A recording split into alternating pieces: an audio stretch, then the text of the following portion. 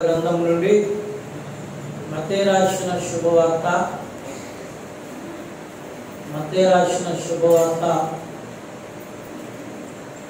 మొదటి అధ్యాయం మొదటి వచనం నుండి 5వ వచనం వరకు నేను చదువుతాను. జాగ్రత్తగా వినండి. మొదటి అధ్యాయం మొదటి వచనం నుండి 5వ వచనం వరకు నేను చదువుతాను. జాగ్రత్తగా వినండి. అబ్రహాము కుమారుడు దావీదు కుమారుడైన యేసుక్రీస్తు వంశావళి. అబ్రహాము ఇస్సాకును కనెను, ఇస్సాకు యాకోబును కనెను, యాకోబు యోదాను అతని అన్నదమ్ములను కనెను. యోదా తామారునందు పెరేషును జెరూహును కనెను.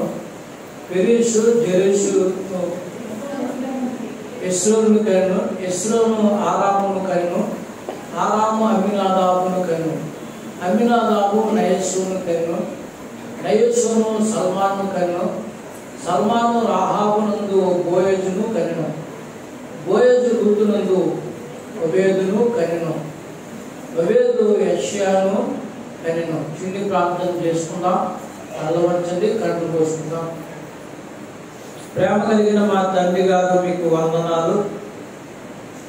పరలోకం నుండి భూలోకం వచ్చి మా కొరకు ఈ ప్రాణం ఇవ్వడానికి, మమ్మల్ని సజీవులుగా నీ సన్నిధిలో నీ పాదలో ఉండడానికి మీరు ఏర్పరచుకున్న ఈ ప్రణాళికలో ఉన్న భాగ్యం, పరమార్థం, క్రిస్మస్ ఆరాధన. నిన్ను ఆరాధించుటే పరమార్థం, క్రిస్మస్లో భాగ్యం. ప్రభు వాక్యాన్ని వినే భాగ్యాన్ని మాకు అనుగ్రహించండి. చిరాకు మనసు, పరాకు మనసు తొలగించి నీ చిత్తము, వాక్యము మాకు అనుగ్రహించండి. గురు వచ్చిన వారందరితో మీరు మాతో నాతో మాట్లాడండి. తండ్రి, కుమార, పరిశుద్ధ ఆత్మదేవుడుగా ఈ ప్రాంగణంలోకి మీ దేవతలతో రమ్మని మీ పాదాలకు నమస్కారం చేస్తున్నాను. వాక్యాన్ని వివరించండి, దాని సత్యాన్ని బయటపరచండి. యేసు నామమున ప్రార్థించుతున్నాము పరమ తండ్రి, ఆమేన్. మంచిదండి. మన ప్రభువైన యేసుక్రీస్తు వారి శుభనామంలో మీ అందరికీ వందనాలు తెలియజేస్తున్నాను. దేవునికి స్తోత్రాలు చెల్లిస్తున్నాను. దేవుని వాక్యం వింటున్న ప్రాంతాల అందరికీ కూడా ప్రభువైన యేసుక్రీస్తు వారి శుభనామంలో మరోసారి వందనాలు తెలియజేస్తున్నాను. వాక్యాన్ని మనం చూసినప్పుడు ఆది కాండము గమనించండి. ఆది కాండము ఆది అనే మాటతో ప్రారంభమైంది. ఆది అనే మాటకు మూలార్థం దేవుడు అనే అర్థం. గమనించండి, కొత్త నిబంధన పాఠ్యభాగం అబ్రహాముతో ప్రారంభమైంది. గమనించిన అబ్రహాము ఎవరు, దేవుడు ఎవరంటే గమనించండి, ఆ ఆదాము ఉండవలసిన స్థానంలో ఆదాము ఉండలేదు కనుక ఆదామును దేవుడు పక్కన పెట్టి ఆదాము స్థానంలో అబ్రహామును పెట్టాడు. దేవుని స్తోత్రం చెప్పండి. ఎవరైతే దేవుని వెంబడిస్తూ ఉంటారో, ఎవరైతే దేవుని మాట వింటూ దాని ప్రకారం నడుస్తారో, గమనించిన దేవుడు వారి ముందు నడుస్తారు, వారి వెనకాల గమనించండి దేవుడిని పెట్టుకుంటాడనే విషయాన్ని మీకు లేఖనాలను బట్టి చెప్తున్నాను. కనుక ఆది కాండము దేవునితో మొదలైంది. పాత నిబంధన పాఠ్యభాగము, కొత్త నిబంధన పాఠ్యభాగము అబ్రహాముతో మొదలు. అంటే గమనించండి, దేవుడు అబ్రహాముకు అంత ప్రాముఖ్యత ఇచ్చాడు. అయితే అబ్రహాము వంశంలోంచి మనం కొన్ని విషయాలు మనం నేర్చుకుంటూ వచ్చాం. యాకోబులో వంశంలోంచి కొన్ని విషయాలు నేర్చుకుంటూ వచ్చాం. ఇస్సాకు వంశంలోంచి కూడా కొన్ని విషయాలు నేర్చుకుంటూ వచ్చాం. ఈరోజు గమనించండి 5వ వచనం చూస్తే నయస్సును సల్మాను కనెను. సల్మాను రాహాబునందు బోయజును కనెను. గమనించండి, చాలాసార్లు మీకు రాహాబు గురించి నేను చెప్పడం జరుగుతూ ఉంటుంది. ఎందుకు రాహాబు గురించి మీకు చెప్పవలసి వస్తుంది? ఆమెలో ప్రత్యేకత ఏమిటి? ఎందుకంత వివరంగా ఆ అన్యురాల గురించి చెప్పవలసి వస్తుంది? ఆమెను దేవుడు అన్యురాలుగా ఉన్న ఆమెను యేసుక్రీస్తు వంశంలో ఎందుకు చేర్చాడు అనే విషయాలు మనం నేర్చుకుంటూ వచ్చాం. దేవుని స్తోత్రం చెప్పండి. అయితే పరిశుద్ధ గ్రంథాన్ని మనం చూసినప్పుడు 2వ తిమోతికి రాసిన పత్రిక రెండవ తిమోతికి రాసిన పత్రిక రెండవ అధ్యాయం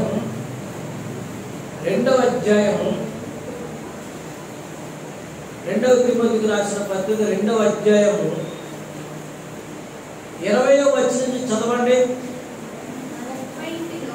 గొప్ప ఇంటిలో అందరూ తీసారా? 2వ తిమోతి 2వ అధ్యాయం 20వ వచనం. గొప్ప ఇంటిలో వెండి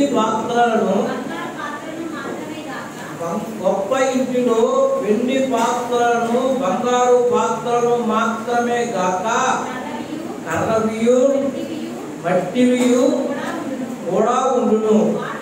వాటిలో కొన్ని ఘనతకును కొన్ని ఘనహీనతకును వినియోగింపబడును. ఎవడైనను వీటిలో చేరక తన్ను తాను పవిత్రపరచుకొనిన ఎడల వాడు పరిశుద్ధపరచబడి యజమానుడు వాడుకొనుటకు అర్హమై ప్రతి సత్కార్యమునకు సిద్ధపరచబడి ఘనత నిమిత్తమై పాత్ర ఇండును. దేవుని స్తోత్రం చెప్పండి. మనం వాడుకునే మన ఇంటిలో కానీ లేదా గొప్ప ఇంటిలో కానీ కొన్ని ఘనమైన పాత్రలు ఉంటాయి. ఇంకొకసారి చెప్పాను, మోతీలాల్ నెహ్రూ గారు, స్వరూప్ రాణి గారు కొడుకు జవహర్లాల్ నెహ్రూ గారు, అంటే ఇందిరాగాంధీ తండ్రి గారు, వాళ్ళ ఇంటికి ఎవరైనా బంధువులు వస్తేనటంటే గొప్ప ఎక్కువ వచ్చిన వాళ్ళ ఇంటికి ఎవరైనా బంధువులు వస్తే స్టవ్ వెలిగించేవారు కాదంటే, పొలాలు వెలిగించేవారు కదండి. 100 రూపాయల నోట్లు 200 రూపాయల నోట్లు పెట్టి వాళ్ళ స్థితితో కట్టుగా టీ కానీ కాఫీ కాసి కానీ విన్నారు లక్ష్మణ్ గారు? అర్థమవుతుందా మీకు? మేమంత ధనవంతుమని చెప్పడానికి 100 రూపాయలు 200 నోట్లు పొయ్యిలో పెట్టి టీకా ఇచ్చేవారు. అక్కడ వచ్చిన వాళ్ళందరూ ఆశ్చర్యపోయారు. అంటే వాళ్ళంత ఘనమైన వాళ్ళని, అంత ఘనమైన వారిగా వారు ఉండేవారిని మా పెద్దలు చెప్తూ మాకు ఉండేవారు. గమనించండి, గొప్ప ఇంటిలో కూడా గమనించండి, గొప్పవారు వచ్చినప్పుడు గొప్ప గొప్ప పాత్రలు తెస్తారు. సామాన్యులు గమనించండి, వచ్చినప్పుడు సామాన్యమైన పాత్రలు వాడతారు. గొప్పవారు వచ్చినప్పుడు ఏం చేస్తారంటే ఇల్లు శుభ్రం చేస్తారు. మంచి పాత్రలు, కొంతమంది బంగారు పాత్రలు. సందర్భం వచ్చిందని చెప్తున్నాడు. పరిశుద్ధ గ్రంథంలో రేఖాబు అనే ఒక ఆయన ఉన్నాడు. రెఫరెన్స్ చెప్పడానికి సమయం లేదు. ఈ రేఖాబు అనే ఆయన ఏం చేశారంటే గమనించండి, దేవుని మాటకు లోబడ్డారు. దేవుడు వాళ్ళకి ఏం చెప్పాడంటే, మీరు ఇల్లు కట్టుకోవద్దు, కంగారు పడకండి, మీరు ఇల్లు కట్టుకోవద్దు, పొలాలు కొనుక్కోవద్దు, విత్తనాలు నాటవద్దు, మీరు దేవుడి మీద ఆధారపడంటే దేవుడు మిమ్మల్ని దీవిస్తాడని చెప్పాడట. ఇల్లు కట్టుకోవద్దు, పొలాలు కొనుక్కోవద్దు, విత్తనాలు నాటవద్దు, మీరు దేవుడి మీద ఆధారపడండి, దేవుడు మిమ్మల్ని పోషిస్తాడని రేఖాబుతో చెప్పాడట. ఆ రేఖాబు తన కొడుకుని యెహోరాహాబుతో కూడా గమనించండి ఆ మాట చెప్పాడట. దేవుని స్తోత్రం చెప్పండి. వాళ్ళు తరతరాలుగా ఇల్లు కట్టుకోకుండా, పొలం కొనుక్కోకుండా, విత్తనాలు నాటకుండా, ద్రాక్ష తోటలు నాటకుండా వాళ్ళు జీవిస్తూ ఉన్నారటండి. జీవిస్తూ ఉండగా వాళ్ళు గుడారాల్లో జీవిస్తున్నారటండి. వాళ్ళు ఉన్న చోట వర్షం రాదటండి. రెండు చేతులు దేవుని స్తోత్రం చెప్పండి. వాళ్ళు ఉన్న చోట తుఫానులు రావటండి. దేవుని స్తోత్రం చెప్పండి. వాళ్ళు ఉన్న చోట గమనించడం వాళ్ళకి ఇబ్బంది కలిగే పరిస్థితులు కానీ, దేవాలు గుడాలు ఎగిరిపోయే పరిస్థితిగా రాదండి. చప్పుడు దేవుని పరచండి. వాళ్ళు అంత నమ్మకంగా ఉన్నందుకు వాళ్ళను దేవుడు దీవించేటట్టండి. ఎలా మీరు ఎందుకు ఇల్లు కట్టుకోరు, ఎందుకు పొలం కొనుక్కోరు గమనించండి, ఎందుకు విత్తనాలు వేయరు, ఎందుకు ద్రాక్షాలు లేదంటే, మా తండ్రి రేఖాబుకు వాళ్ళ కుమారుడికి దేవుడు చెప్పాడు, మీరు విత్తనాలు వేయద్దు, పొలాలు కొనుక్కోవద్దు, ఇల్లు కట్టుకోవద్దు, ద్రాక్ష తోట నాటొద్దు, మీరు దేవుడికి భయంకరంగా దేవుని అబద్ధం చెప్పారని చెప్పి వాళ్ళు చెప్తుండేవారట.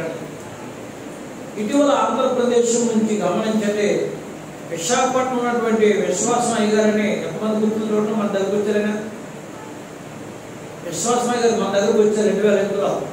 ఆయన అసలు బైబిల్లో ఉన్నారు కదా, ఎలా ఉన్నారని చెప్పి మన సత్యవతి గారికి వెళ్ళినట్టుగా గమనించింది. ఒకసారి ఏం చేశారంటే ఆ రేఖాబులు గుడారంలోకి వెళ్ళారంటే అది ఎలా ఉన్నారు, బైబిల్లో ఏదో దేవుని మాట తండ్రి మాట విని అడుగుతున్నారు కదా, ఇల్లు కట్టుకోలేదు, పొలం కొనుక్కోలేదు, విత్తనాలు నాటలేదు, ద్రాక్ష అదే ఎలా ఉన్నారు, గుడారంలో ఉన్నారని చెప్తారు కదా అని చెప్పి విశాఖపట్నం నుంచి వెళ్ళినటువంటి యెరూషలేము ప్రాంతం ఆ ప్రాంతాలు వెళ్తే, దేవుని ప్రాంతం పుట్టిన ప్రాంతాలు వెళ్తే ఆ ప్రాంతంలో చూద్దామని వాళ్ళు గుడారాల్లో ఉన్నారంటండి.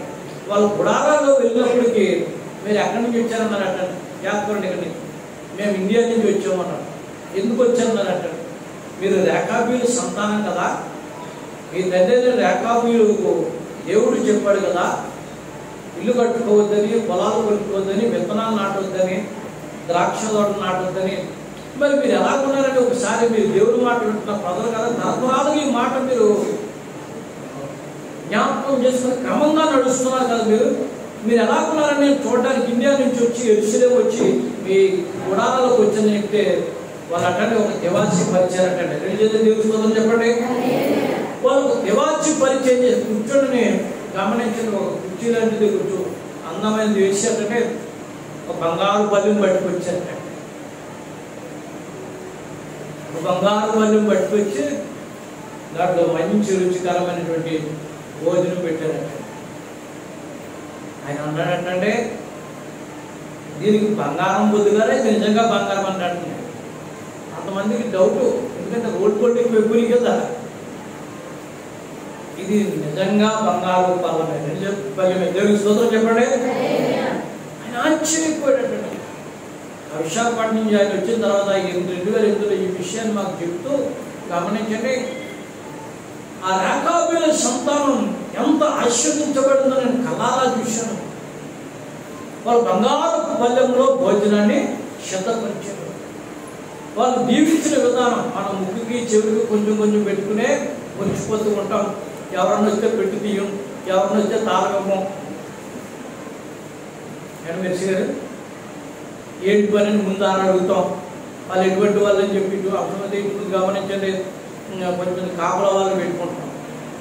గమనించండి, పరిశుద్ధ గ్రంథం అన్నాడంటే ఒక గొప్ప ఇంటిలోనే అంత ఘనమైన పాత్రలు ఉన్నప్పుడు తెలుస్తుందని చెప్పండి. దేవుని ఇంటిలో ఘనమైన పాత్రలుగా ఉండాలని దేవుడు మనల్ని కోరుకుంటాడు. అర్థమైన తెలుస్తుందని చెప్పండి. దేవుని ఇంట్లో ఘనమైన పాత్రలుగా అక్కడ అన్నాడండి, గొప్ప ఇంటిలో వెండి పాత్రలు బంగారు పాత్రలమే కాక ఘన పాత్రలు మట్టివి కూడా ఉండును, వాటిలో ఘనతను కొన్ని ఘనతలను వినియోగింపబడును. ఎవడైనా వీటిలో చేరక తను తాను పవిత్రపరుచుకునే ఎడల వారు పరిశుద్ధపరచబడి యజమాని వాడుకుంటూ అర్హతమైన ఘనమైన పాత్రగా ఉండును. యజమానుడు అంటే దేవుడు వాడుకోవడానికి నేను ఘనమైన పాత్రగా వచ్చేదని దేవుడు ఆశిస్తున్నాడు. కనుక దేవుడు వాడుకోవడానికి ఘనమైన పాత్రగా ఉండాలని నిన్ను ఆశిస్తున్నప్పుడు ఏం చేయాలంటే దేవుని యొక్క చిత్తానికి నువ్వు లోబడి, దేవుని యొక్క ఉద్దేశానికి నీవు లోబడి, దేవుని యొక్క ఆలోచనకి నీవు లోబడి, దేవుని తలంపులకు నీవు లోబడి ఏం చేయాలంటే దేవుని వరకు నమ్మకంగా నువ్వు జీవించినప్పుడు ఏం చేస్తానంటే దేవుడు వాడుకునే పాత్రగా నిన్ను సిద్ధపరుస్తాడు. చెప్పకూడేశ్వరం అయిపోయిందనే గమనించండి. నిర్గమాకాండము 35వ అధ్యాయం మనం చూసినట్లయితే, నిర్గమాకాండము 35వ అధ్యాయం మనం చూసినట్లయితే, నిర్గమాకాండము 35వ అధ్యాయము 20వ వచనం నుండి 30వ వచనం చదవండి. 20వ వచనం నుండి 30వ వచనం వరకు మా లోపలికి వచ్చే కూర్చోండి, కూర్చోలు ఉన్నాయి. చదవండి.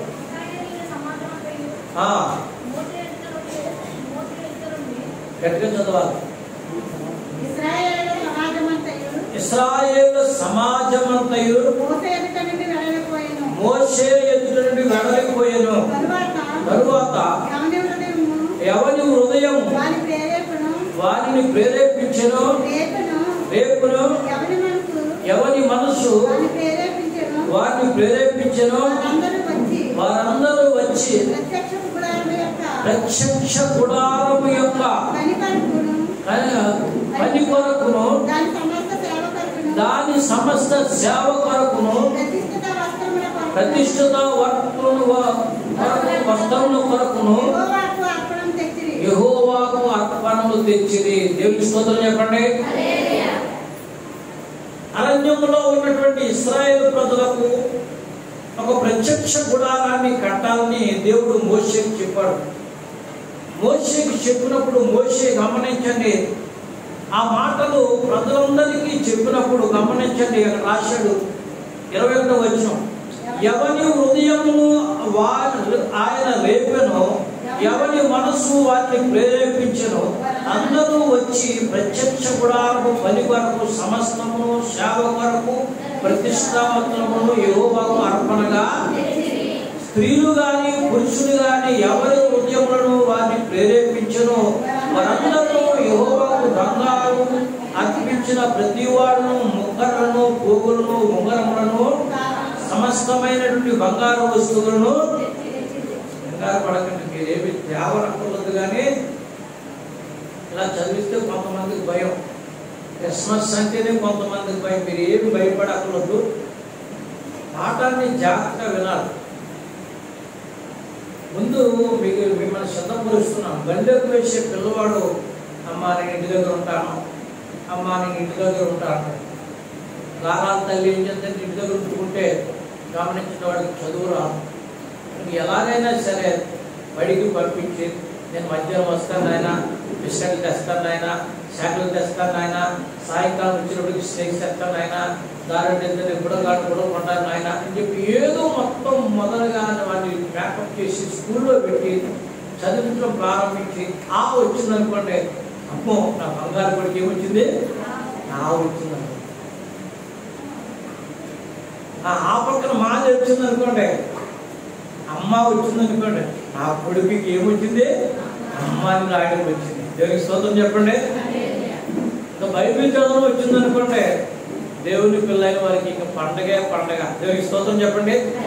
మరి గమనించండి, దేవుని వాక్యం వినేటప్పుడు మొదటగానే భయపడవలసిన మీకు పని మీకు లేదు.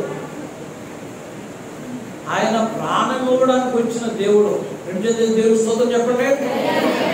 మన ప్రాణాలేమి ఆయన అడగడు, కానీ మనకు కావలసినవన్నీ ఆయన సమకూర్చుతాడు. కానీ మనం జాగ్రత్తగా విని ఏం చేయాలంటే దాని ప్రకారం నడిచినప్పుడు ఆ ఆశీర్వాదాలు మనకు వస్తూ ఉంటాయి. ఆ ఆశీర్వాదాలు మనకు వస్తూ ఉంటాయి. గుర్తుపెట్టుకోండి, ప్రత్యక్ష గుడారము కట్టాలని దేవుడు మోషేకి చెప్పాడు. దేవుడు చెప్పిన మాటలు 20 లక్షల మందికి చెప్పాడు.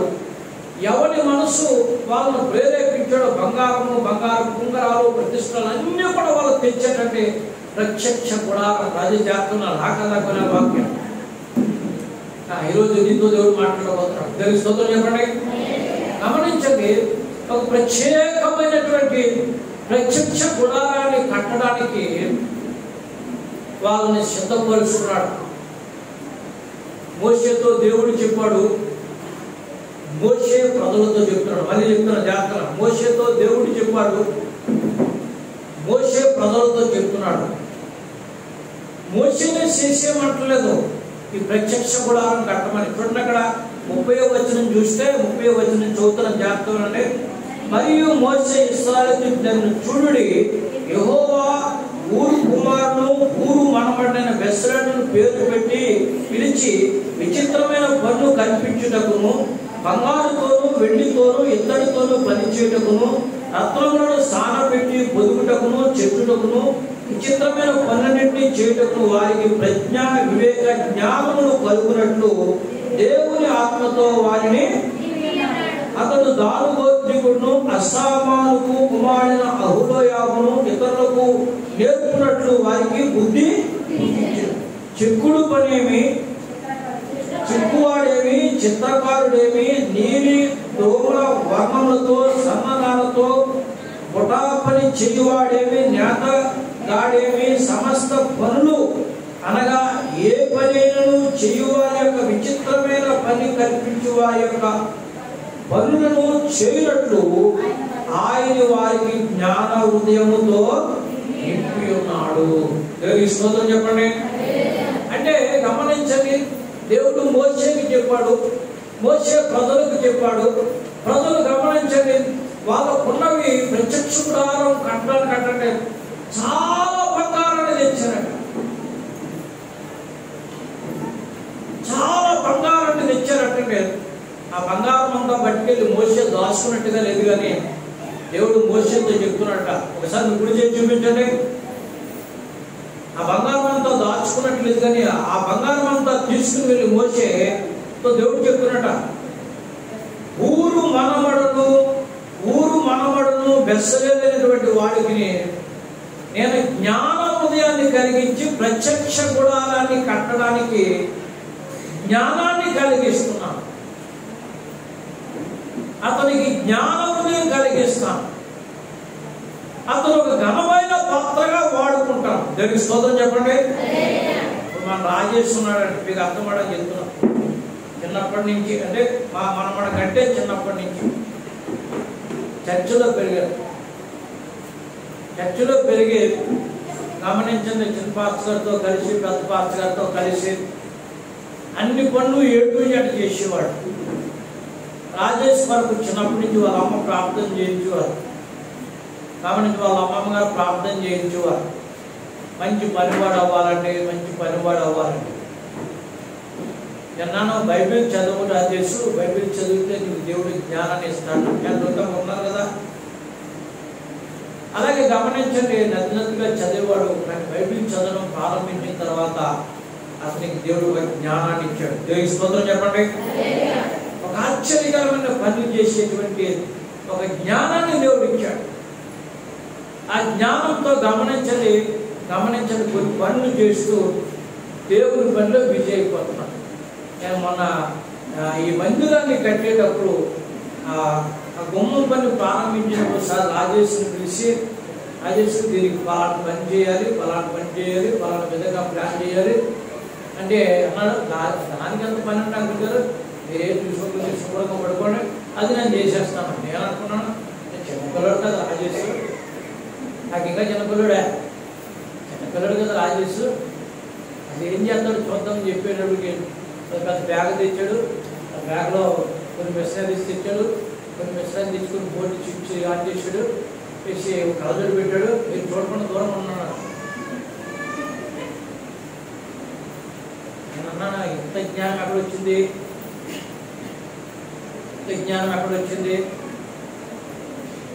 సరే మీరు దూరం ఉన్నాను అన్నాడు. ఓ కరెంట్ పట్టుకున్నాడు, ఆరు పట్టుకుని ఇది పట్టుకుని మొత్తం మీద ఇచ్చేది దేనికి కావాల్సిన దాన్ని ఫిట్ చేశాడు. దేవునికి స్తోత్రం చెప్పండి. అప్పుడు నేను అనుకున్నాను, మనం చిన్నపిల్లలు అనుకుంటాం కానీ వీళ్ళు చాలా పెద్దోళ్ళు అయిపోయారు. దేవునికి స్తోత్రం చెప్పండి. సత్యం మీద అబ్బాయి అన్నాడు, సందర్భం చెప్తున్నాను. అబ్బాయి చిన్న కుర్రాడు కొనుక్కోడు, జాకపోవాలి అన్నయ్య అన్నాను. ఓ రోజు అన్నాను, బాబు ఎలక్ట్రికల్ ఇంజనీర్ గారు మీరు పని చేసి పెట్టాలి, చర్చి కడుతున్నాను, దీనికి కరెంట్ సెట్టింగ్ అంతా కూడా మీరు ప్లాన్ గీసుకోవాలని చెప్తే మాస్టర్ ప్లాన్ గీసి ఇచ్చాడు. ఆ మాస్టర్ ప్లాన్ గీసిందంటే మొత్తం లైట్లన్నీ వెలిగించే మ్యాప్ చూసినప్పటికీ నా కళ్ళు తిరిగి, ఏంటి చర్చిలో మీరు చిన్న పిల్లలు కదా మామూలుగా ఆటలాడుకుంటూ ప్రార్థన చేసుకుంటూ పాటలు పాడుకుంటూ దేవుడితో గడిపేవారు, ఎంత జ్ఞానం ఎక్కడ వచ్చిందన్న. సరే అది పోయింది. దేవునికి స్తోత్రం చెప్పండి. గుమ్మానికి రాజేష్ చేశాడు, ఆ చర్చికి అల్లికల్ పని చేస్తుంది జాయిన్ చేశారు. మరి యాకోబు ఎలా ఉన్నాడు, సత్యనివాస్ ఎలా ఉన్నాడు, కొంతమందికి తెలియదు, మనుషులకు తెలియదు ఎలా ఉన్నాడని చెప్పి, యాకోబు నీ పేరు వచ్చింది బాబు అని చెప్పి చిత్పాస్గా చెప్పి ఫోన్ చేసి, సత్యనివాసం నీ పరిస్థితి కొంచెం రావాలని నువ్వు అంటే, అదే తమ్ముడు గారు అన్న ఈ చర్చి కట్టినప్పుడు సత్యని చంద్రుడు చూసా మా మాట్లాడుకున్నాడు. నేను తెల్లారు 6 గంటలకు వచ్చేస్తున్నాను. ఆయన ఏదో మెసేజ్ పట్టుకొచ్చాడు, ఆయన యాకోబు ఏదో మెసేజ్ పట్టుకొచ్చాడు. ఆయన టప్ టప్ టప్ టప్ ఇంజిన్ మొత్తం కొట్టి చేసి వెనక్కి తిరిగి చూడండి అవి నిలబెట్టండి తరగా చెప్పండి అలాగా.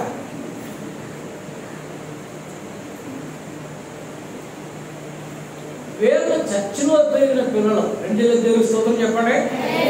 వీళ్ళు ఇప్పుడు ఏంటంటే ఒక ఘనమైన చెప్పండి మీరు ఆత్మలుగా ఉన్నారు. దేవుని మందిరం వరకు దేవుని పనిచేసేవారు. దేవుడికి స్తోత్రం చెప్పండి. చాలా ఘనమైన పాత్రలు ఉన్నారు. పొద్దున్నే ఫోన్ చేసి ప్రశాంత్ మాకు కొంచెం ఇసుక కావాలి, డాక్టర్ కావాలంటే ఆయన డాక్టర్ పట్టుకు వచ్చారు. సుగుణ గారు ఫోన్ చేసి మాకు కొంచెం క్రైమ్ కావాలంటే ఆయన క్రైమ్ పట్టుకు వచ్చారు. గమనించండి. పూర్ణమ్మ గారికి ఫోన్ చేసి కొంచెం ఇసుక కావాలంటే గమనించండి వాళ్ళు ఇసుకిస్తాం. గమనించారు 10 నిమిషాలు మొత్తం ప్రొఫెషన్ వచ్చేసారు. 10 నిమిషాలు డాక్టర్ రావడం, ట్రైన్ రావడం, బుద్ధిగా ఇసుక పంపిణీ అన్ని కూడా టకటగా జరిగిపోయాయి. ఎందుకు ఈ విషయాన్ని మీకు చెప్పారంటే దేవుని కొరకు వారు ఒక పాత్రలుగా ఉన్నారు. రెండు దేవుని స్తోత్రం చెప్పండి. దేవుడు వాడుకోను ఘనమైన పాత్రలుగా, దేవుడు వాడుకునే ఘనమైన పాత్రలుగా ఉన్నాడు. నిన్ను ఒక ఘనమైన స్థితిలో ఉంచాలని దేవుడు ఆశపడుతున్నాడు. ఈ క్రిస్మస్ లో నువ్వు నేర్చుకోవాల్సింది ఏంటంటే మట్టి పాత్రగా ఉండాలనుకుంటున్నావా, కర్ర పాత్రగా ఉండాలనుకుంటున్నావా, వెండి పాత్రగా ఉండాలనుకుంటున్నావా, బంగారు పాత్రగా ఉండాలనుకుంటున్నావా? మళ్ళీ చెప్తారు మట్టి పాత్ర, కర్ర పాత్ర, వెండి పాత్ర, బంగారు పాత్ర. వీటన్నిటికంటే మంచి పాత్ర దేవుడు వాడుకునే ఘనమైన పాత్ర. జాతర వాక్యాన్ని ఘనమైన పాత్రగా ఉండాలంటే ఏం చేయాలంటే ఈ లోక సంబంధమైన దేని మీద నువ్వు మనసు పెట్టకుండా దేవుడి చేతిలో వాడబడే పాత్రగానే ఉండాలని ఇష్టపడుతున్నాడు దేవుడు. రెండు చేతులు దేవుడి స్తోత్రం చెప్పండి. చప్పుడు కూడా మత్తయి రాసిన శుభవార్త 1వ అధ్యాయం 5వ వచనం చూస్తే, మత్తయి రాసిన సువార్త 1వ అధ్యాయం 5వ వచనం చూస్తే, నయసోను సల్మాను కనెను, సల్మాను రాహాబునందు బోయజును కనెను, బోయజు రూతునందు ఓబేదును. దేవునికి స్తోత్రం చెప్పండి. హల్లెలూయా. జాగ్రత్తగా ఉండండి. నేను బైబిల్ మూసేస్తున్నాను. బైబిల్తో మనకు పని లేదు. జాగ్రత్తగా వినండి. మీరు ఇంటికి వెళ్ళిన తర్వాత రాసుకున్నట్టు అవి రాసుకోండి. చాలా లోతైన మాటలు నేను చెప్పాలనుకుంటున్నాను. బంగారు పాత్ర, కర్ర పాత్ర, మట్టి పాత్ర, చెప్పండి వెండి పాత్ర, వీటన్నిటికంటే ముఖ్యమైనది దేవుడు వాడుకునే ఘనమైన పాత్రగా ఉండాలని అవసరం. ఇశ్రాయేలు ప్రజలు ఐగుప్తు దేశం నుంచి మోషే నాయకత్వంలో ఎర్ర సముద్రం దాటారు. 40 సంవత్సరాలు మోషే నాయకత్వంలో ఉండి మన్నా తిన్నారు. వాళ్ళకు దేవుడు నేను పరలోకాన్ని చేర్చబడే సమయం వచ్చింది, నా తర్వాత మోషే తర్వాత యెహోషువ నాయకుడు అవుతాడని చెప్పి మోషేతో యెహోషువ నాయకుడిని చేయమన్నప్పుడు యెహోషువ గమనించండి, మోషే యెహోషువను నాయకుడు చేయడానికి ఇష్టపడ్డాడు. మోషే చేతిలో ధర్మశాస్త్రాన్ని గమనించండి దేవుడు పెట్టాడు. అంతకుముందు ధర్మశాస్త్రం రాకముందు, వాక్యం రాకముందు గమనించండి దేవుడి చేతిలో వాడబడే కర్ర పెట్టాడు. దేవుడి స్తోత్రం చెప్పండి. దేవుడు మోషే చేత కర్ర తీసుకుని అద్భుతాలు చేయించాడు. ఈ కర్ర గమనించండి మోషే కాలం అంతా ఉపయోగపడ్డది. ఆయన చేతులెత్తి కర్రెత్తి ప్రార్థన చేసేటప్పుడు కానీ, బండతో కొట్టేటప్పుడు కానీ, బండతో మాట్లాడేటప్పుడు కానీ, చేతులెత్తి సొంతం చాకులు అద్భుతాలు జరిగాయి. ఇక వాక్యం వచ్చింది కనుక చప్పడేసాడు మేంపరచండి. ధర్మశాస్త్రం వచ్చింది కనుక కర్రతో పని లేదు. వాక్యము ఎవరి చేతిలో పెట్టాడంటే యెహోషువ చేతుల్లో పెట్టాడు. యెహోషువ చేతుల్లో పెట్టి ఆ వాక్యాన్ని మందసంలో పెట్టి మన్నాగల పాత్ర, దీపం, స్తంభం, చిగురించిన అహరోను కర్ర ఇవన్నీ పట్టుకుని మందసంలో పెట్టి మీరు యోర్దాను నది దాటండి, తర్వాత ఎరుకోకు వెళ్ళండి, ఎరుకోను దాటి కానాను దేశంలో ప్రవేశించని చెప్పాడు. గమనించండి, వీళ్ళతో అదృశ్యమైన ఒక వ్యక్తి ఉన్నాడు. అదృశ్యమైన వ్యక్తి వాడు ఎర్ర సముద్రం దాటి ఉండొచ్చు, అద్భుతం జరిగిన చూసుండొచ్చు. గమనించండి, మన్నా ఆకాశం నుంచి కొరడం చూసుండొచ్చు, బండలోంచి నీళ్లు రావడం చూసుండొచ్చు, యోర్దాన్ని దాటడం చూసుండొచ్చు. ఇన్ని అద్భుతాలు జరిగినాయి. ఇన్ని అద్భుతాలు జరిగిన తర్వాత గమనించండి, దేవుడు ఎరుకోలు మీకు అప్పగిస్తున్నాను, ఎరుకో కోటలు మీరు ప్రార్థన చేస్తే 7 దినాలు కుప్పకూలిపోతాయి. ఎరుకో చుట్టూ 7 సార్లు 7 ఉదయాలు తిరగండి, 7వ రోజున 7 సార్లు తిరగండి, కుప్పకూలిపోతాయి. ఆ పట్టణాన్ని దేవుడు మీకు అప్పగించిన ఆ పట్టణంలో మీకు దొరికిందల్లా కూడా నాశనం చేయండి. కానీ ఆ పట్టణంలో విలువైన బంగారం కానీ, విలువైన వజ్రాలు కానీ, విలువైనటువంటి ఆశీర్వాదకరమైన ఏమైనా ఆభరణాలు దొరికితే అవన్నీ తీసుకొచ్చి యెహోవా ధనాగారంలో పెట్టండి. అందరూ ఆ పట్టణాన్ని గమనించండి. 7 సార్లు తిరిగారు. ఆ రాజు అనుకున్నాడట, వీళ్ళ బిచ్చోళ్ళు గుడి చుట్టూ తిరుగుతున్నారు, ఏం కాదు అనుకున్నాడట. 2వ రోజు తిరుగుతున్నాడు, మనలాగా ఏదో మంత్రాలు చదువుతున్నాడు అనుకున్నాడు. 3వ రోజు, 4వ రోజు, 5వ రోజు, 6వ రోజు తిరిగినప్పటికి 7వ రోజు తిరిగి ఏం కాదు అనుకున్నాడటండి. 7వ రోజు 7 సార్లు తిరిగేటప్పుడు గమనించి వాళ్ళకి భయం వేస్తుందట. లేదు, ఒక రోజులో ఒకసారి తిరిగారు, 7వ రోజు 7 సార్లు తిరుగుతున్నది పీక్కుంటుంటే గమనించండి, ఎవరు ఏమి మాట్లాడకుండానే కూరలు వదగానే డ్రమ్ములు కొట్టగానే ఎరుగో గోడలు కుప్పకూలిపోయాడండి. దేవుని స్తోత్రం చెప్పండి. అది ఎంత బలమైన గోడ అంటే మీకు చాలాసార్లు చెప్పాను, వెనకాల హైవే ఉంది కదా, అది 4 కార్లు మాత్రమే వెళ్తాయి, ఆ పక్క నుంచి 2 ఈ పక్క నుంచి 2. కానీ ఎరుగో గోడ ఎంత బలమైన గోడ అంటే 6 కార్లు 6 రథాలు వెళ్ళేటట్టు బలమైన గోడ, ఎత్తైన గోడ. ఆ గోడ మీద అంటే రోడ్డు మీద కాదు, వింటున్నారా? రోడ్డు వేరు, గోడ వేరు. ఈ గోడ అంటారండి. కానీ ఇలాంటి గోడ వెడల్పోయిన గోడ అంటే ఆ గోడ మీద అంటే 6 కార్లు ఒక్కసారే పరిగెత్తగల గోడ అంటే ఆ గోడ గమనించండి. 7 సార్లు 7 రోజులు ప్రార్థన చేయ కుప్పకూలు పోతే ప్రజలందరూ కూడా దాంట్లో అత్యంత కాల్ చేస్తున్నారంటే, కాల్ చేస్తుంటే గమనించండి, ఆ పట్టణం అంతా కూడా దేవుడు యెహోవా వశము చేసేసాడు. 2 దేవుని స్తోత్రం చెప్పండి. అందరూ ఆశ్చర్యకరంగా అనుకున్నారంటే, ఎలా సముద్రాన్ని దాటించాడు, మోషే నాయకత్వంలో మన్నాను కురిపించాడు, మోషే నాయకత్వంలో బండలోంచి నీళ్ళిచ్చాడు, శత్రువులను అందరిని ఓడించాడు. యెహోషువ మనలాంటి వాడు అనుకున్నాం, కానీ సామాన్యమైన వాడు కాదు. యోర్దాను దాటించాడు. ప్రార్థన చేయమని చెప్పినప్పుడు ఎరుకో కూడా కూలిపోయి దేవుని స్తోత్రం చెప్పండి అని చెప్తే వాళ్ళందరూ ఆశ్చర్యపోయారు. మీరందరూ కూడా శుక్రవారం ప్రార్థనకు వస్తే తుఫాను ఉండవు. మొదటి వారం ప్రార్థనకు వచ్చినట్టుగా ప్రతి ఆదివారం వచ్చినా, ప్రతి శుక్రవారం వచ్చినా తుఫాను ఉండవు. ఎందుకున్నాడు పాస్టర్ గారు అని చెప్పి ఆశ్చర్యం వాళ్ళ అమ్మగారు కూడా ఉన్నారు అనుకోవచ్చు. ఎందుకు ఈ విషయం చెప్తుంటే గమనించండి, మీకు చాలాసార్లు చెప్పాను, ఇప్పుడు చెప్తున్నారనే 20 లక్షల మందిని వదిలిపెట్టి దేవుడు మోషేని పట్టుకున్నాడండి.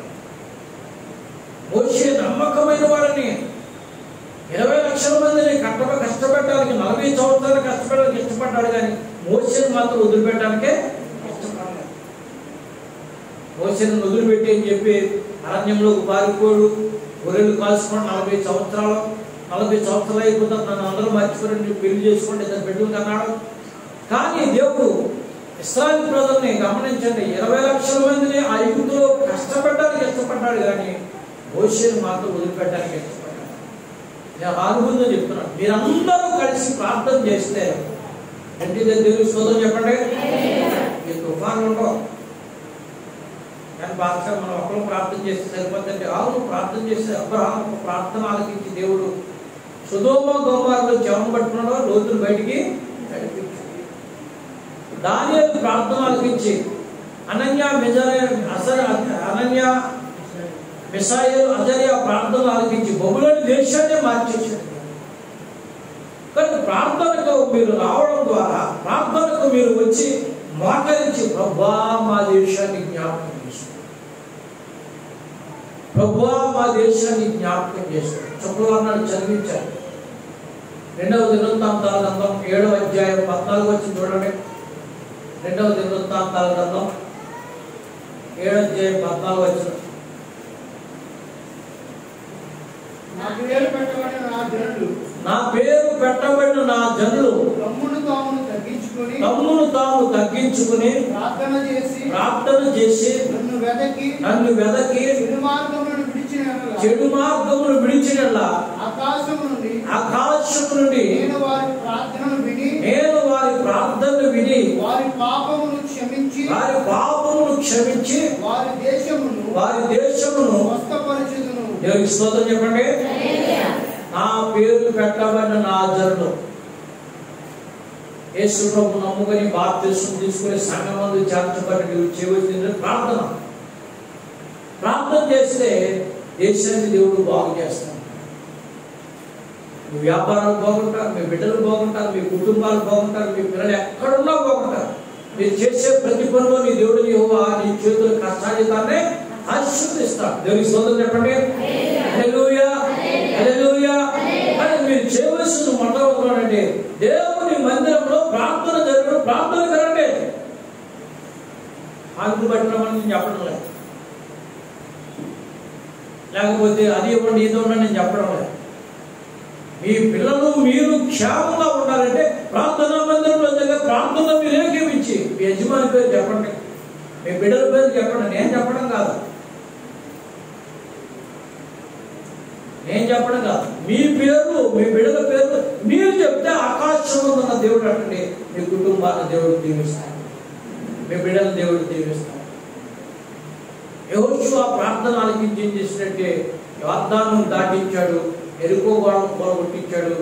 ఎరుకో గోడను పొలగొట్టించి అక్కడ సమస్తము కూడా కాల్చివేయమని చెప్పాడు. మళ్ళీ చెప్తాను, బంగారం కానీ మీకు కనబడితే, వెండి కానీ మీకు కనబడితే, ఇత్తడి కానీ మీకు కనబడితే దాన్ని మీ జోబులు వేసుకోకుండా సుమా యెహోవా మందిర ధనాగారంలోకి వెయ్యండి.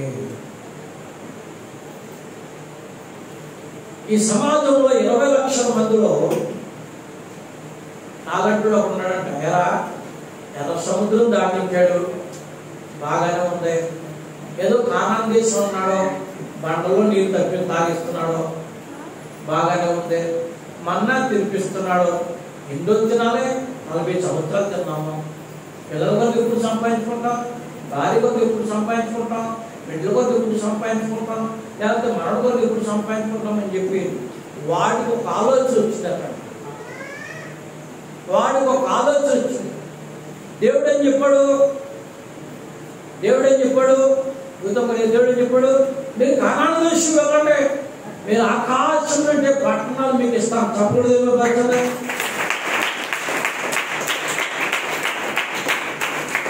మీరు ఆకాశం నుంచి పట్టణాలు మీకు ఇస్తాను. ఒకటి బాగున్నా మీరు నీళ్ళు తాగుతారు, నాటని చెట్ల పళ్ళు మీరు తింటారని చెప్తే నాలంటుడు ఒకడు ఉన్నాడు, వాడి పేరు ఆకాన్. వాడు అన్నాడట, మోషే ఆయన అలాగే చెప్పి చనిపోయాడు, యెహోషువ ఎలాగే చెప్తాడు మనల్ని, ఇంకా ముందుకెళ్తే ఏం ఒరిగితం లేదు అని చెప్పి ఏం చేసినట్టంటే విన్నారా, ఒక బంగారపు కమ్మి కనబడితే ఆ బంగారపు కమ్మని చూశాడటండి. చూసిన వెంటనే మోషే మాటలన్నీ మర్చిపోడు, యెహోషువ మాటలన్నీ మర్చిపోడు. ఆ కమ్మిని తీసుకున్నాడు, చొక్కా జోబులో పెట్టుకున్నాడు, భార్య దగ్గరకు వచ్చాడు. మాట్లాడు, ఎవరికి కనబడలేదు, నాకే కనబడింది, బంగారపు కమ్మే. మాట్లాడండి, ఒట్టు తెలుసుకోండి. ఆ గుడారం దగ్గర ఒక గొయ్యితో ఉండే, ఆ గొయ్యి తీసి గోతులో పిల్లలు భార్య అందరూ కలిపి పాలు పెట్టేశారు. ఇదంతా యెహోషువ చూడలేదు కానీ, మనుషులు చూడలేదు కానీ ఎవరు చూసారు చెప్పండి? దేవుడు చూశాడు. యెహోషువతో అన్నట్టు, యెహోషువ నీకు ఒక వాగ్దానం చేశాను, గుర్తుందా? నీ ఎదురు ఎవడు నిలబడ్డావు, నువ్వు అడుగు పెట్టి ప్రతి స్థలము నీకు ఇస్తాను. వెబ్బరం కలిగి ధైర్యంగా ఉండు, భయపడకు.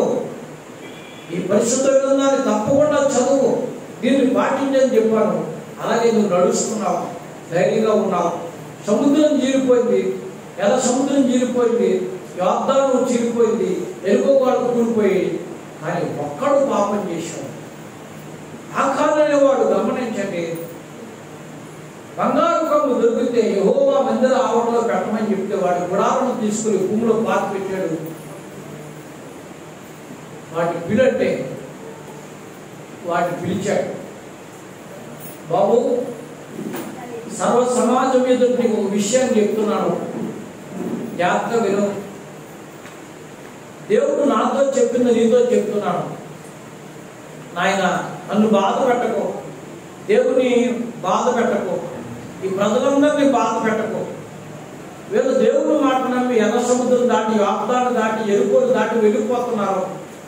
నువ్వేం చేస్తావు చెప్పు అని అడిగితే, సర్వ సమాజం ఎదుట యెహోవా భయమంటే వాడి మీద దిగి వచ్చిందంటే వాడికి అబద్ధం అంటానికే,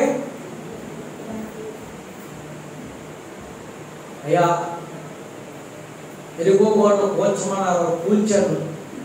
కూల్చిన తర్వాత నా ఎదుట బంగారపు కమ్ము కనపడ్డది. దాన్ని చూసిన వెంటనే నాకు ఆశ కలిగింది. అది తీసుకున్నాను, చొక్కాలో పెట్టుకున్నాను, తీసుకెళ్లి గుడారంలో గోయితో నా భార్యకు మాట్లాడొద్దని చెప్పాను, పిల్లలకు మాట్లాడొద్దని చెప్పాను, భూమిలో పాతి పెట్టేసాను. మీరు మనుషులు పంపించి చూస్తే నా గుడారంలో భూమి లోపల అది కనబడుతుందని చెప్తే మనుషులు పంపించి గుడారం తీయించి గొయ్యి తవ్వి చూసేవాడికి బంగారం కమ్ము. జాగ్రత్తగా పూజించేస్తాను. అరే, దేవుడు దీవెనకరమైన పట్టణాలను మీకు ఇస్తానంటే, మీరు బంగారం ఉండే భూములు ఉన్న దేశాన్ని మీకు ఇస్తానంటే, బంగారపు గనున్న భూములు మీకు ఇస్తానంటే, ఎందుకు ఈ బంగారపు మీద ఆశపడ్డాడు అడిగితే, నేను ఆశపడ్డానయ్యా, చూశానయ్యా, నా మనసు చంపలేకపోయినాయంటే, అదే దేవుడు నిన్ను రాళ్ళతో కొట్టి నీ భార్యను బిడ్డలను చంపేమన్నాడని చెప్పి యెహోషువ చెప్పినప్పుడు తలవద్దారు. మిగతా వాళ్ళందరూ కూడా ఆకాను రాళ్ళతో కొట్టి, భార్యను రాళ్ళతో కొట్టి, తమ బిడ్డలు రాళ్ళతో కొట్టి చంపారు, రాళ్ళతో వేయబడ్డారు. గమనించండి, అక్కడ వరకు ఐగుప్తులో పుట్టాడో మరి ఎక్కడ పుట్టాడో మనకు తెలియదు. ఆకారం ప్రయాణం ఎరుకో గోడల మధ్యకి వచ్చి సూచి ఆశించి ఆగిపోయి అక్కడే శవంగా మారిపోయింది. సూచి ఆశించి అది తీసుకొని భూమిలో బాధ పెట్టి తన భార్యకు తన బిడ్డలకు మరణాన్ని తెచ్చుకున్నాడు. ఆ ఎరుకో గోడల మధ్య పుట్టి పెరిగినటువంటి రాహాబు తన మనస్సు మార్చుకున్నాడు. దేవుని స్తోత్రం చెప్పండి.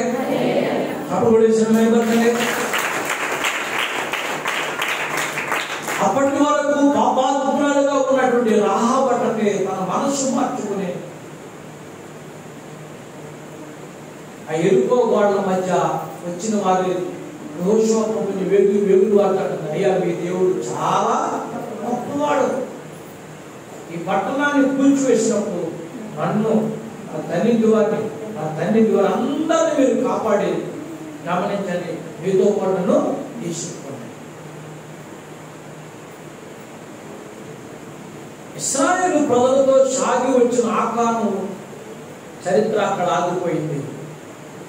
అక్కడి నుంచి రాహాబు చరిత్ర ప్రారంభమైంది. అంటే గమనించండి, ఆకాను దాన్ని చూసి ఆగిపోయాడు, రాహాబు దేవుని యొక్క చిత్తాన్ని చూసి ముందుకు సాగింది.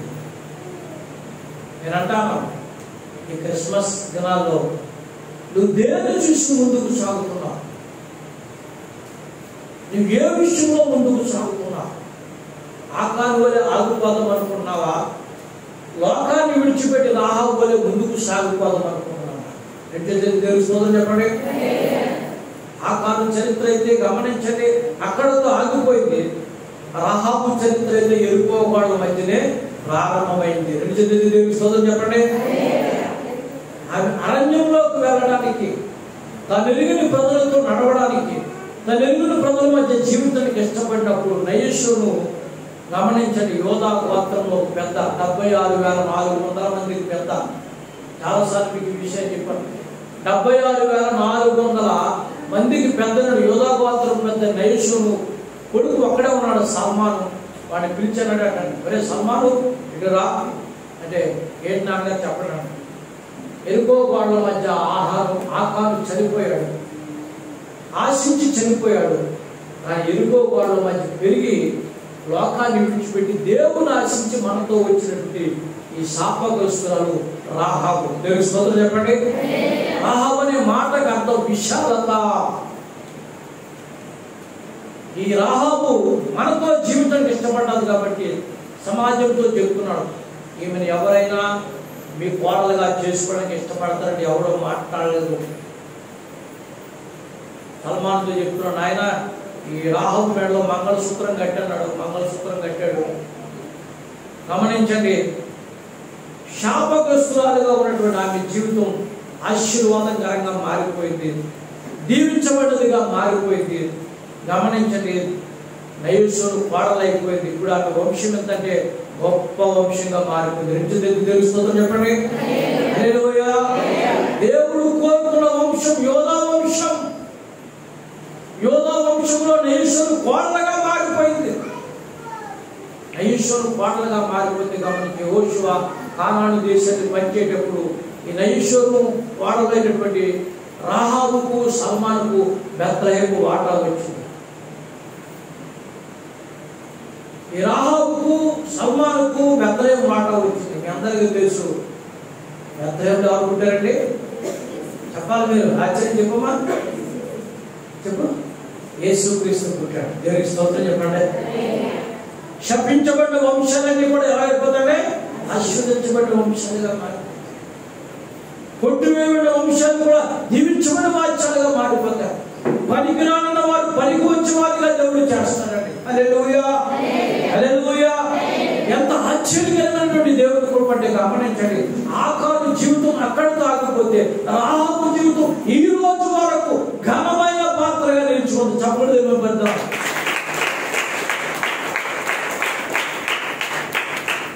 రాహాబు. గమనించండి, కడుపున రాహాబు సల్మానుకు కానాను దేశంలో బెత్లెహేము భూములు వస్తే ఆ రాహాబు సల్మాను కడుపున బోయజు పుట్టాడు. గుర్తుపెట్టుకోండి, ఆ బోయజు రూతుకు పెళ్లి చేస్తే ఉబేదు పుట్టాడు. ఉబేదు కడుపున యెష్యా పుట్టాడు. యెష్యా వంశంలో దావీదు పుట్టాడు. దావీదు వంశంలో రక్షకుడు ధరించిన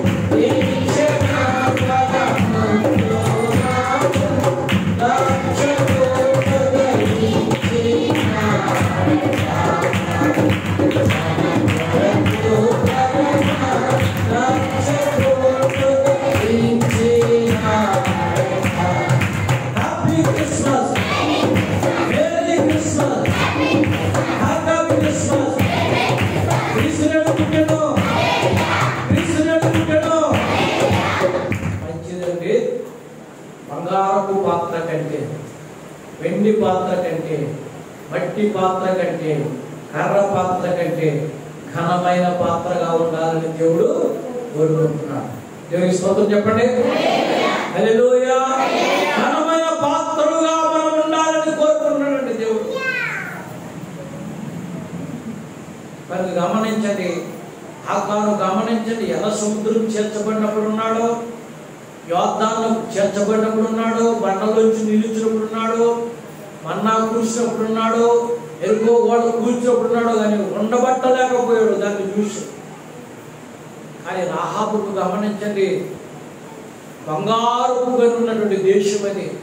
నా సొంత మాటలు కాదు, బంగారుపు గనున్న దేశం అది. వర్షాన్ని లాగు దేశం. ఆ దేశం అంటే పాలు తేనెలు ప్రవహించే దేశం. ఆ దేశంలో యేసుక్రీస్తు పుడతాడనేటువంటి బెత్లెహేము ఆమె పొలాలు, ఆమె హక్కుదారులైన ఆమె వంశంలో బోయజు పుట్టాడు. శపించబడిన దాన్ని కొడుకంటలేదండి, యెహోవా చేత ఆశీర్వదించబడినవాడా అన్నాడు పొలంలో పనివాడు. ఆ వంశాన్ని దేవుడు ఇంకా వృద్ధి చేశాడు. గుర్తుపెట్టుకోండి, ఆ కానాను దేశంలో పొలాలు దక్కడమే కాకుండా దేవుని కుమారుడు వంశంలోకి వచ్చేసాడు. ఇప్పుడు చెప్పండి, మన వంశాలకు ఎవరు రావాలి చెప్పండి? దేవుడు రావాలి. దేవుని స్తోత్రం చెప్పండి. దేవుడు రావాలంటే మనం ఎవరు త్యాగమా చెప్పండి? దేవుని త్యాగం. ప్రభు శరీరం, ప్రభు రక్తం, ఆయన కుమారుడు శరీరం, ఆయన కుమారుడు రక్తం మనం తాగుతున్నప్పుడు ఆయన స్వభావం రావాలి, ఆయన ఆలోచన రావాలి, ఆయన తలంపులు రావాలి. మీకు చాలాసార్లు చెప్పాను, గుర్తుపెట్టుకోండి. మనతో పాటు మన పిల్లలు కూడా ఈ యొక్క ఆయన శరీరంలో పాలు పంపిస్తారు.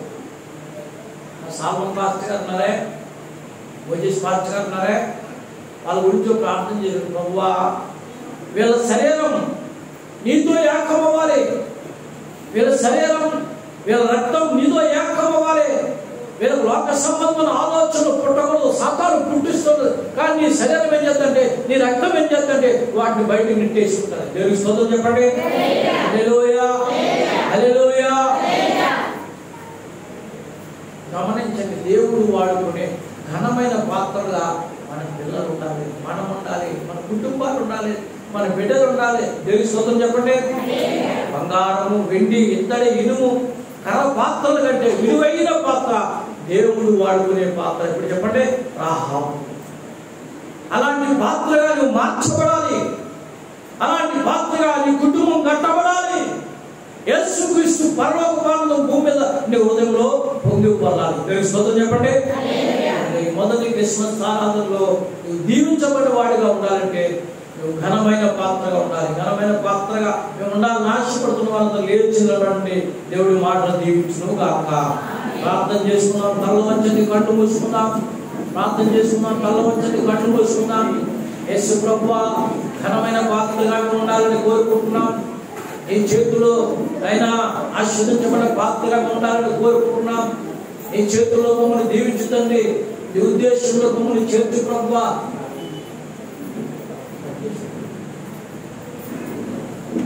తండ్రి, నీకు స్తోత్రాలు, స్తోత్రాలు, స్తోత్రాలు, స్తోత్రాలు, స్తోత్రాలు, స్తోత్రాలు. యేసు ప్రభువా, నీకు వందనాలు తండ్రి.